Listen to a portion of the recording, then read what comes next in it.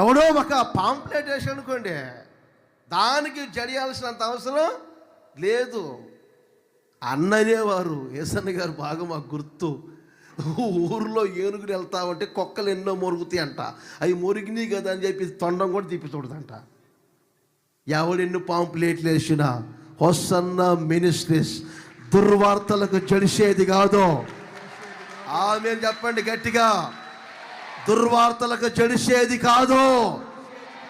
జనుల హృదయాలను కర్రగ చేయాలని, నాయకుల హృదయాలను కర్రగ చేయాలని, సేవకుల హృదయాలను కర్రగ చేయాలని, ఏ కోణంలో ఏం చేస్తే ఏమంటే గుడారుల పండక్కం ఏమంటే బలహీనైపోతారో, హృదయాలు కరిగిపోతాయో, జడిసిపోతారో అని చెబితే ఇది జడిసే సంస్థ కాదు, ఇది జడిసే సేవకులు కాదు. సింహపు గుండె లాంటి గుండె కలిగిన వారు సహితం హోసన్న మినిస్ట్రీస్ ఎదుట భయపడాల్సిందేను. దుర్వార్తలకు జడిసేది కాదు హోసన్న మినిస్ట్రీ. కొట్టు గట్టిగా, హోసన్న మినిస్ట్రీస్ జడిసిపోయేది కాదు.